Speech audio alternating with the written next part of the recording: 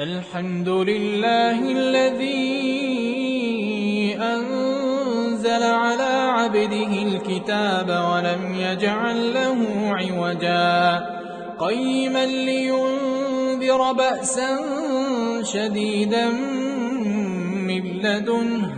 ويبشر المؤمنين الذين يعملون الصالحات أن لهم أجرا حسنا ماكثين فيه أبدا وينذر الذين قالوا اتخذ الله ولدا ما لهم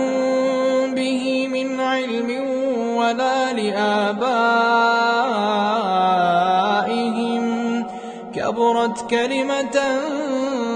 تخرج من أفواههم إن يقولون إلا كذبا فلعلك باخع نفسك على آثارهم إن لم يؤمنوا بهذا الحديث أسفا إنا جعلنا ما على الأرض زينة لها لنبلوهم أيهم أحسن عملا وإنا لجاعلون ما عليها صعيدا جرزا أم حسبت أن أصحاب الكهف والرقيم كانوا من آياتنا عجبا إذ أوى الفتية إلى الكهف فقالوا ربنا آتنا من لدنك رحمة وهيئ لنا من أمرنا رشدا فضربنا على آذانهم في الكهف سنين عددا ثم بعثناهم لنعلم أي الحزبين أحصى لما لبثوا أمدا نحن نقص عليك نبأهم بالحق إنهم فتية آمنوا بربهم وزدناهم هدى وربطنا على قلوبهم إذ قاموا فقالوا ربنا رب السماوات والأرض لن ندعو من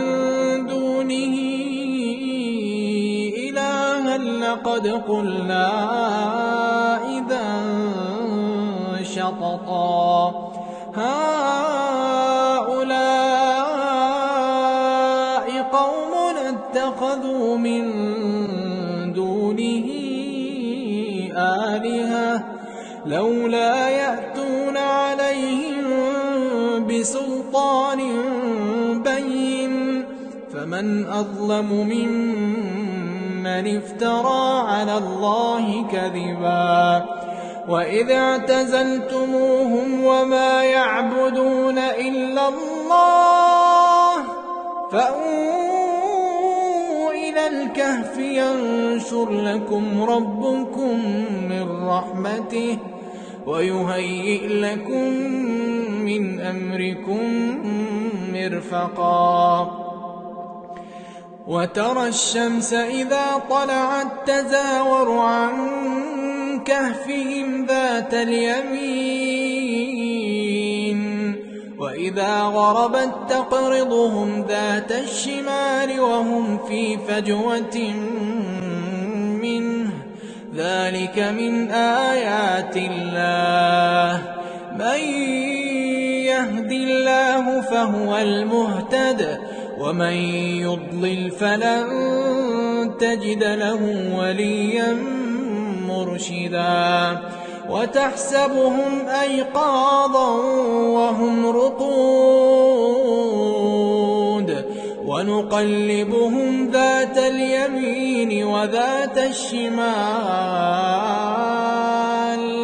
وكلبهم باسط ذراعيه بالوصيد لو اطلعت عليهم لوليت منهم فرارا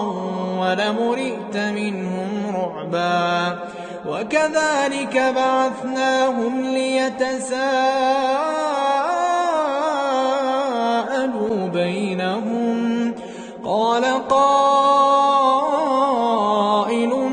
منهم كم لبثتم؟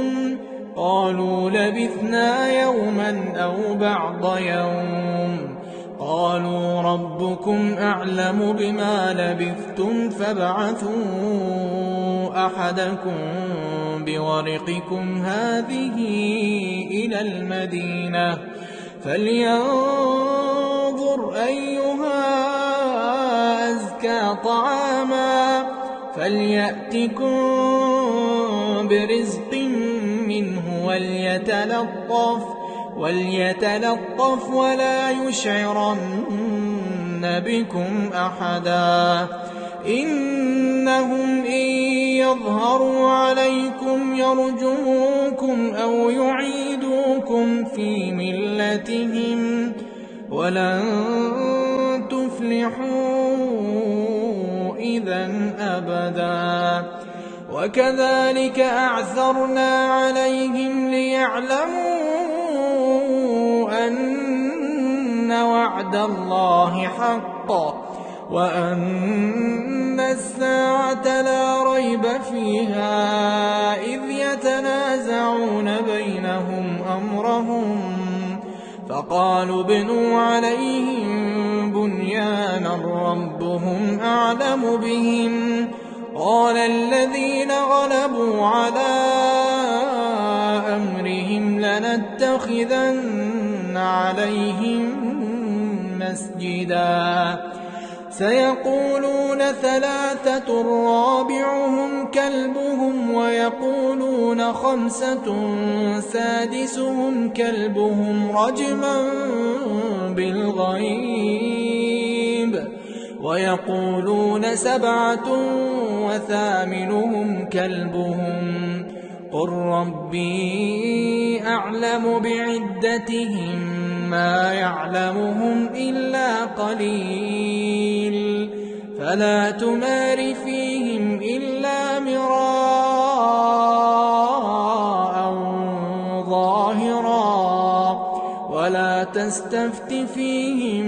منهم أحدا. ولا تقولن لشيء إني فاعل ذلك غدا إلا أن يشاء الله. واذكر ربك إذا نسيت وقل عسى أن يهديني ربي لأقرب من هذا رشدا. ولبثوا في كهفهم 300 سنين وازدادوا 9 قل الله أعلم بما لبثوا له غيب السماوات والأرض أبصر به وأسمع ما لهم من دونه من ولي ولا يشرك في حكمه أحدا. واتل ما أوحي إليك من كتاب ربك لا مبدل لكلماته ولن تجد من دونه ملتحدا. واصبر نفسك مع الذين يدعون ربهم بالغداة والعشي يريدون وجهه ولا تعد عيناك عنهم تريد زينة الحياة الدنيا ولا تطع من أغفلنا قلبه عن ذكرنا واتبع هواه وكان أمره فرطا. وقل الحق من ربكم فمن شاء فليؤمن ومن شاء فليكفر. إنا أعتدنا للظالمين نارا أحاط بهم سرادقها وإن يستغيثوا يغاثوا بماء كالمهل يشوي الوجوه بئس الشراب وساءت مرتفقا. إن الذين آمنوا وعملوا الصالحات إنا لا نضيع أجر من أحسن عملا أولئك لهم جنات عدن تجري من تحتهم الأنهار يحلون فيها من أساور من ذهب ويلبسون ثيابا خضرا من سندس واستبرق متكئين فيها على الأرائك نعم الثواب وحسنت مرتفقا واضرب لهم مثلا الرجلين جعلنا لأحدهما جنتين من أعناب وحففناهما بنخل وجعلنا بينهما زرعا كلتا الجنتين آتت أكلها ولم تظلم منه شيئا وفجرنا خلالهما نهرا وكان له ثمر فقال لصاحبه وهو يحاوره أنا أكثر منك مالا وأعز نفرا ودخل جنته وهو ظالم لنفسه قال ما أظن أن تبيد هذه أبدا وما أظن الساعة قائمة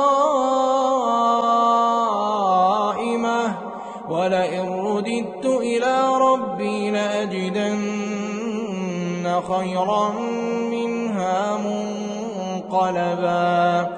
قال له صاحبه وهو يحاوره أكفرت بالذي خلقك من تراب ثم من نطفة ثم سواك رجلا لكن هو الله ربي ولا أشرك بربي أحدا ولولا إذ دخلت جنتك قلت ما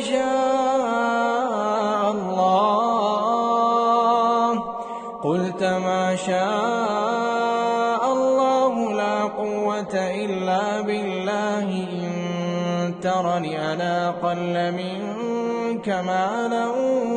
وولدا فعسى ربي أن يؤتيني خيرا من جنتك ويرسل عليها حسبانا من السماء فتصبح صعيدا زلقا أو يصبح ماؤها غورا فلن تستطيع له طلبا وأحيط بثمره فأصبح يقلب كفيه على ما أنفق فيها وهي خاوية على عروشها ويقول يا ليتني لم أشرك بربي أحدا ولم تكن له فئة ينصرونه من دون الله وما كان منتصرا هنالك الولاية لله الحق هو خير ثوابا وخير عقبا واضرب لهم مثل الحياة الدنيا كماء إن أنزلناه من السماء فاختلط به نبات الأرض فأصبح هشيما تذروه الرياح وكان الله على كل شيء مقتدرا المال والبنون زينة الحياة الدنيا والباقيات الصالحات خير عند ربك ثوابا وخير أملا ويوم نسير الجبال وترى الأرض بارزة وحشرناهم فلم نغادر منهم أحدا وعرضوا على ربك صفا لقد جئتمونا كما خلقناكم أول مرة بل زعمتم أن لن نجعل لكم موعدا ووضع الكتاب فترى المجرمين مشفقين مما فيه ويقولون يا ويلتنا ما لهذا الكتاب لا يغادر صغيرة ولا كبيرة إلا أحصاها ووجدوا ما عملوا حاضرا ولا يظلم ربك أحدا وإذ قلنا للملائكة اسجدوا لآدم فسجدوا إلا إبليس كان من الجن ففسق عن أمر ربه أفتتخذونه وذريته أولياء من دوني وهم لكم عدو بئس للظالمين بدلا ما أشهدتهم خلق السماوات والأرض ولا خلق أنفسهم وما كنت متخذ المضلين عضدا ويوم يقول نادوا شركائي الذين زعمتم فدعوهم فلم يستجيبوا لهم وجعلنا بينهم موبقا ورأى المجرمون النار فظنوا أنهم مواقعوها ولم يجدوا عنها مصرفا ولقد صرفنا في هذا القرآن للناس من كل مثل وكان الإنسان أكثر شيء جدلا وما منع الناس أن يؤمنوا إذ جاءهم الهدى ويستغفروا ربهم إلا أن تأتيهم سنة الأولين أو يأتيهم العذاب قبلا وما نرسل المرسلين إلا مبشرين ومنذرين ويجادل الذين كفروا بالباطل ليدحضوا به الحق واتخذوا آياتي وما أنذروا هزوا ومن أظلم ممن ذكر بآيات ربه فأعرض عنها ونسي ما قدمت يداه إنا جعلنا على قلوبهم أكنة أن يفقهوه وفي آذانهم وقرا وإن تدعهم إلى الهدى فلن يهتدوا إذا أبدا وربك الغفور ذو الرحمة لو يؤاخذهم بما كسبوا لعجل لهم العذاب بل لهم موعد لن يجدوا من دونه موئلا وتلك القرى أهلكناهم لما ظلموا وجعلنا لمهلكهم موعدا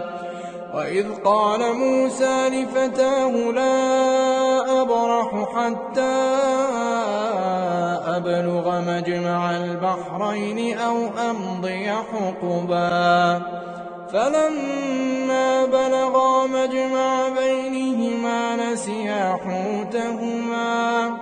فاتخذ سبيله في البحر سربا فلما جاوزا قال لفتاه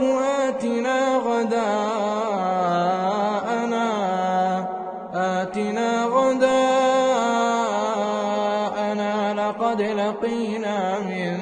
سفرنا هذا نصبا قال أرأيت إذ أوينا إلى الصخرة فإني نسيت الحوت وما أنسانيه إلا الشيطان أن أذكره واتخذ سبيله في البحر عجبا قال ذلك ما كنا نبغي فارتدا على آثارهما قصصا فوجدا عبدا من عبادنا آتيناه رحمة من عندنا وعلمناه من لدنا علما قال له موسى هل أتبعك على أن تعلمني مما علمت رشدا قال إنك لن تستطيع معي صبرا وكيف تصبر على ما لم تحط به خبرا قال ستجدني إن شاء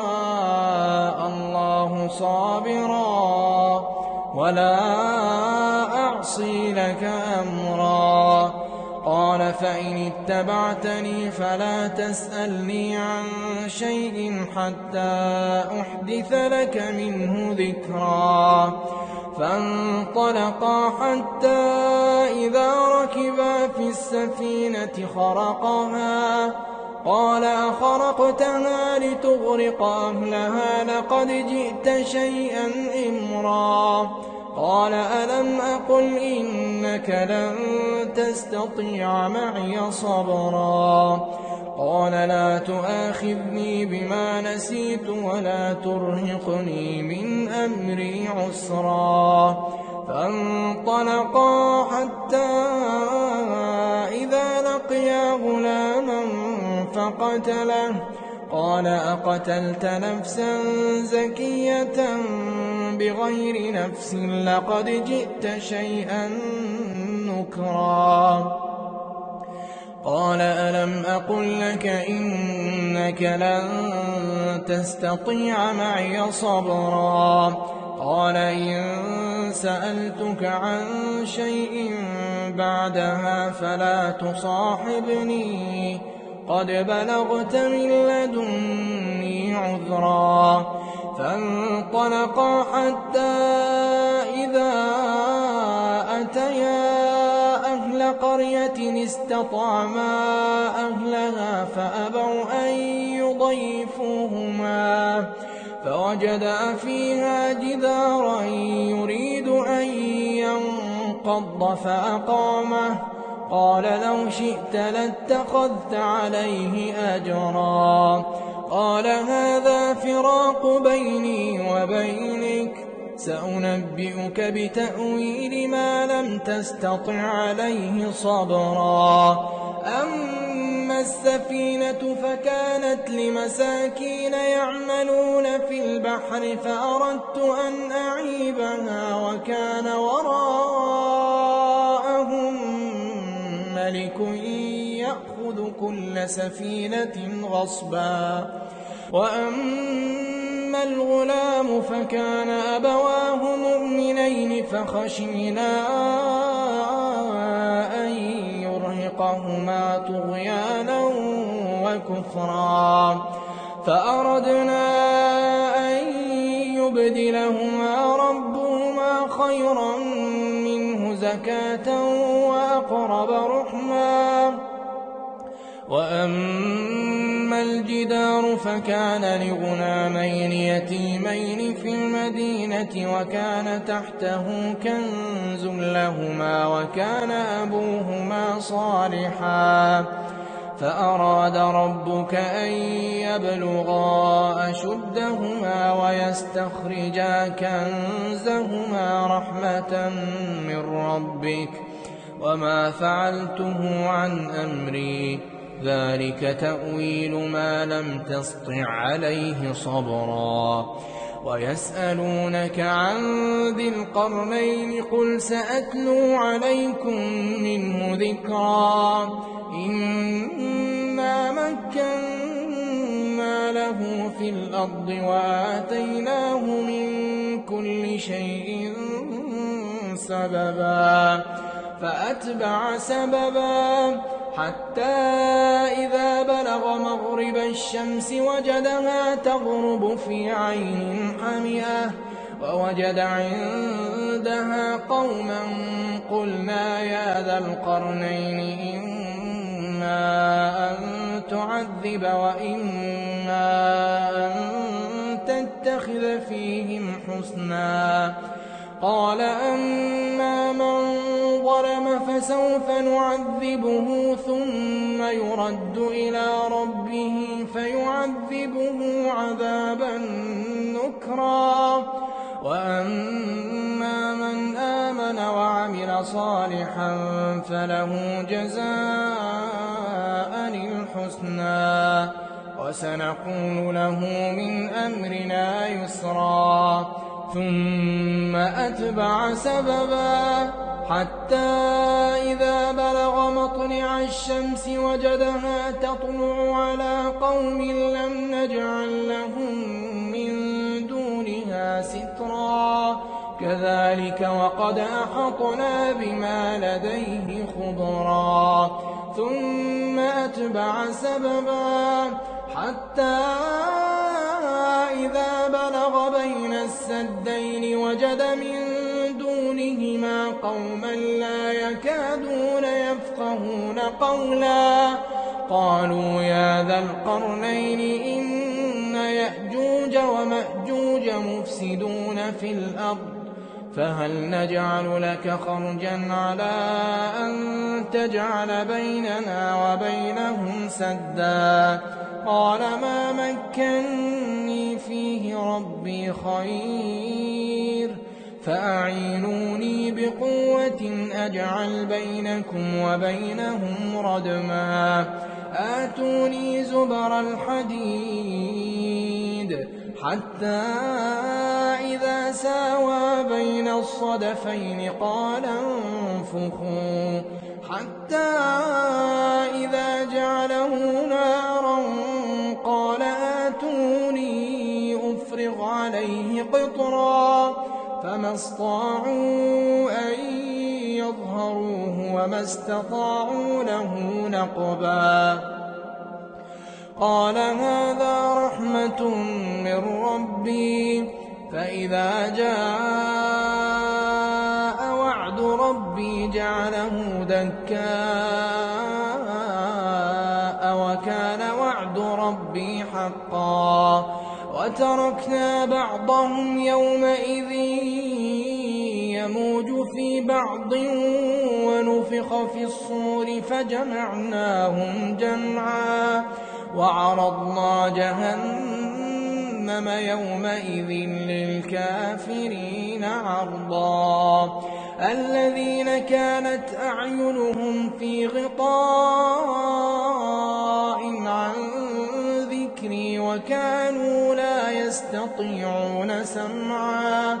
أفحسب الذين كفروا أن يتخذوا عبادي من دوني أولياء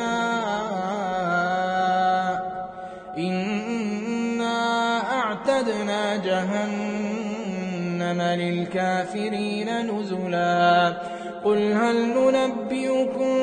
بالأخسرين أعمالا الذين ضل سعيهم في الحياة الدنيا وهم يحسبون أنهم يحسنون صنعا أولئك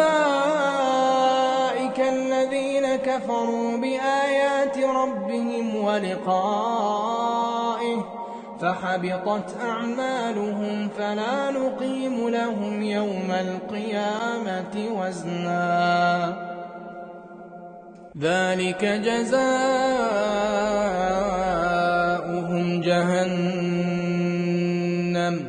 ذلك جزاؤهم جهنم بما كفروا واتخذوا آياتي ورسلي هزوا إن الذين آمنوا وعملوا الصالحات كانت لهم جنات الفردوس نزلا خالدين فيها لا يبغون عنها حولا قل لو كان البحر مدادا لكلمات ربي لنفد البحر قبل أن تنفد كلمات ربي ولو جئنا بمثله مددا قل إنما أنا بشر مثلكم يوحى إلي أنما إلهكم إله واحد فمن كان يرجو لقاء ربه فليعمل عملا